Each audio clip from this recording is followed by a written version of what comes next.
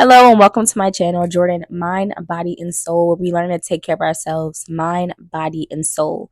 And if you're new to my channel, then this channel is usually about how we take care of ourselves in ways that are going to make us most progressive and most productive. Mind, body, and soul. So working out, nutrition, healthy dialogue, anything that we can do to put ourselves in a position of becoming our best selves. If you like that, then subscribe because then that means this channel is made for you. So first, I just want to thank everyone who watched and responded to the first couple of videos about the American dream or the American scheme, because it showed me, which I already knew, that there's a collective ideology that it is tough out here now. Like right now, it's really tough to even pay your bills, let alone figure out how you're going to do something you really want to do or enjoy.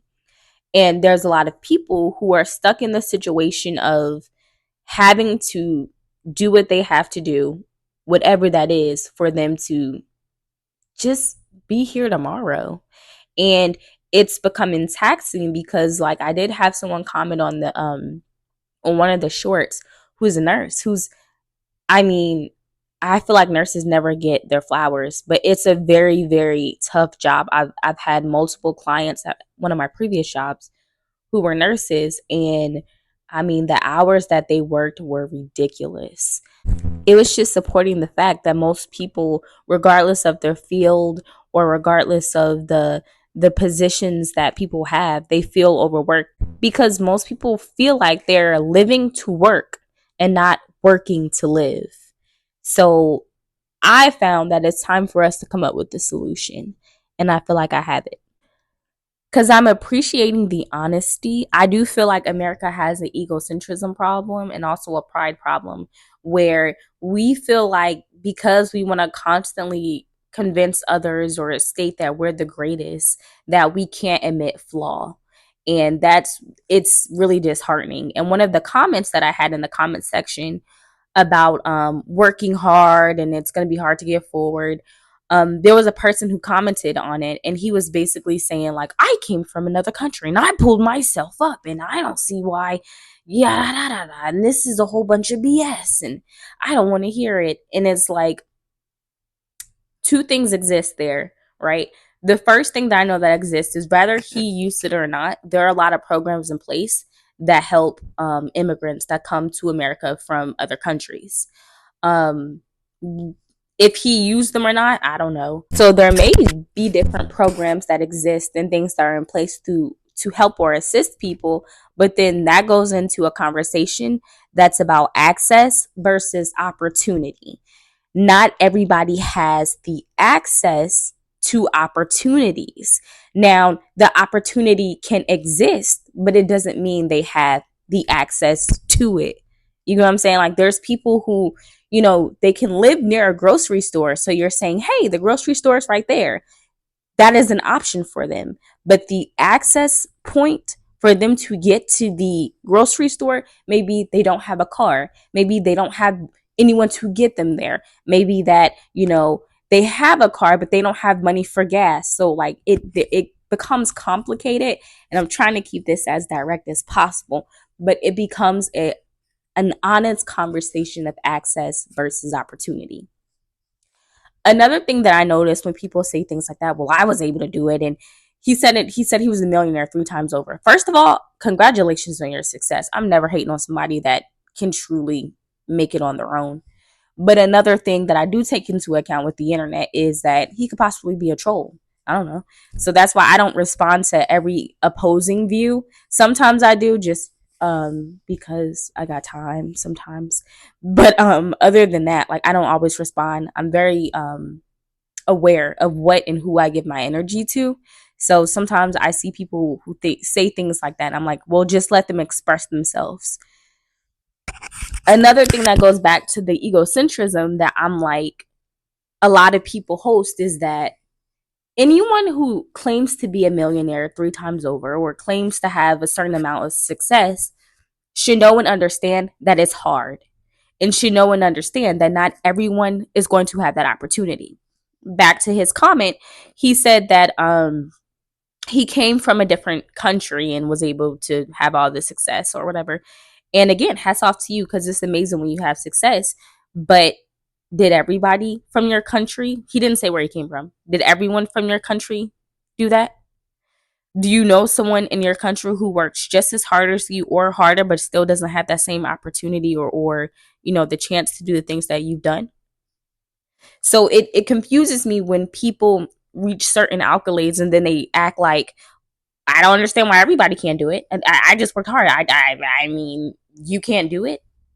Like it goes back into the same ideology that someone else is not having your success because they're not working hard or because they're not trying or because they didn't make an investment.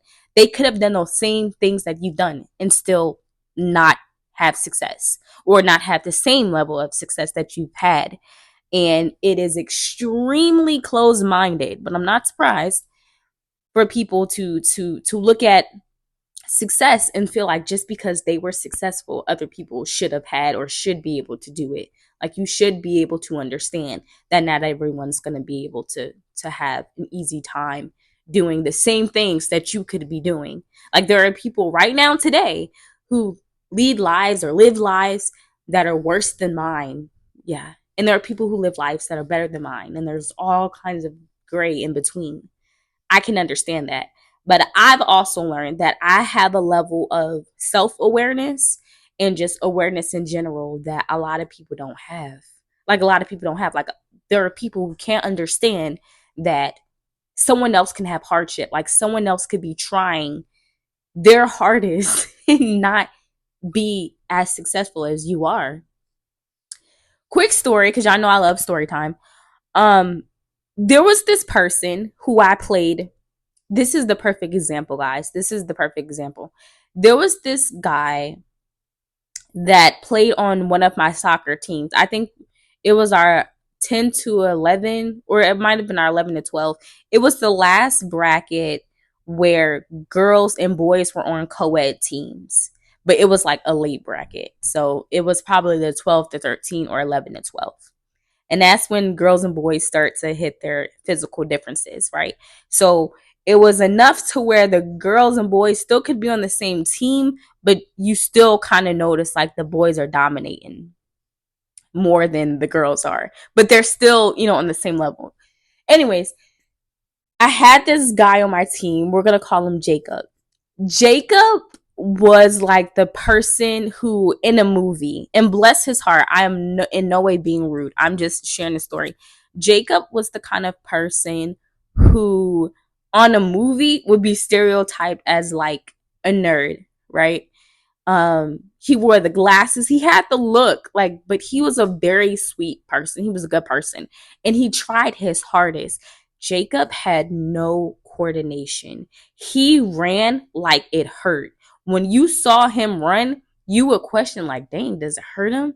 Like, he no physical coordination, no type of athleticism anywhere in his body, but he would get out there and he would play like he was the top soccer player out there. He had the heart. And that story just reminds me of how the point that I'm trying to make is, even if he tried his hardest, his absolute hardest, which he did every game, like he had heart, he tried his hardest every single game, he could not score. He could not score. I think he did score once, but he couldn't score. He couldn't stop the ball. Like, people were pushing him over. Like, he was getting ran over, but he was trying his hardest. He was trying his absolute hardest. But if you looked at him on a piece of paper and you looked at his stats, you're like, he didn't score. He doesn't defend. Like, what is this? But he tried. He's literally out there trying. And there's people like that. There's people who are literally out here trying. They're giving it all they got. But if you look at it on paper, you're like, what's up? What's happening? So again, we should remove ourselves from the ideology that it takes just hard work to get where you want to go. I'm done with that. Y'all can throw that away. So that's kind of like the build up. But to go more into like the solution based off the comments, it seems like there needs to be an opportunity for people to be honest with themselves and figure out what they love. And then for me, the biggest thing that I always say when people are like, I need a job, I need a job, I need a job, I'm like, you need income. You need income. You don't have to have a job. You could, I mean, would it be a job as in you're doing something for income? Yes, but you don't have to work for someone. Like I was thinking of different things to do to make extra money so that I could put myself back in a state of feeling um, just like I have a purpose. And I was looking for like side hustles and stuff like that, and because you need income. And one thing that came up that was like an unbelievable like side hustle where you can make good money is dog walking. Because if you think about it, you would be helping taking care of people's dogs and walking them for people who are working, and most people have to go to work, and you have your little niche there. And then so I'm like, oh, that's smart, dog walking. Um, and people, again, I was doing research, so I saw like how much people were making. I'm like, that does make sense. Like that would be really profitable. Like that's a good business. That's income. That's finding income. This one person was like, okay, like I like to make desserts, so like I'll make desserts for like baby showers and stuff like that. And she doesn't have her own official business yet, but she's focusing it around something she likes to do, which is to bake. And then she's baking for occasions, and she's doing it on her own time, and she's promoting herself. So she's essentially starting up her own business, but it started from the ideology of her finding something she likes and then making profit off of it. So I just want to remind you that you need income. You don't need a job, you need income. So if you can think about the things that you like and the things that you love and you enjoy doing, and you can find a way to profit off of those, then that helps solve your problem because now you're creating income for yourself. I also noticed that it's important for you to, this is a big one for me, to be honest with yourself when you're making this transition, because I feel like a lot of things that we enjoy doing may not be as fun for us to do if it becomes a necessity. Like, maybe you're like, I do enjoy walking my dog. I do enjoy that. I can see that being profitable. I can walk other people's dogs. But once you make it a business, like a lot of people say, oh, it's not fun anymore for me because now I have to do it. So creating a balance and figuring out what you love, what you enjoy, and what you can dedicate your time to and not lose that feeling. And I feel like with older generations, they lost that feeling at jobs, and they lost that feeling with companies that they started, and they were afraid to abandon it. They were afraid to say, well, I've been at this job for 15 years, but you know what? I'm going to find something else. Or, I've started this business 20 years ago when I used to love doing Pilates. Now I don't really like it anymore and I want to do something else. And people get so stuck into feeling like they have to stick to something. Like I know someone who was a doctor, a client, a doctor, a well-respected doctor, hardworking, and she was like, "You know what? I really don't want to do this anymore. Like I have enough money and I've set myself up to a position to where I can literally just be a what was it? I think it was a Zumba instructor." And you would think like, "What?" She needs to stick to that. Being the doctor is the better option. She needs to do that. And it's getting away from that. It's getting back to where it's like income. What can you do for income? And what can you do and enjoy? I do not I do not I do not live to work. I work to live. But the next part would be to create tribe, to find you a group of like-minded people. That's why when I see how many people agree and how many people are having these experiences that I'm having, it made me feel like, okay, I'm not alone.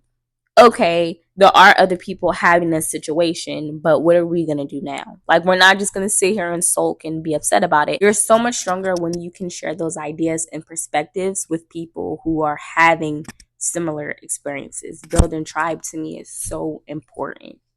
So, with all that saying, I come to the conclusion that the best thing that we can do to put ourselves forward, to put ourselves in a better situation, is to do what you love, make it profitable, do it often.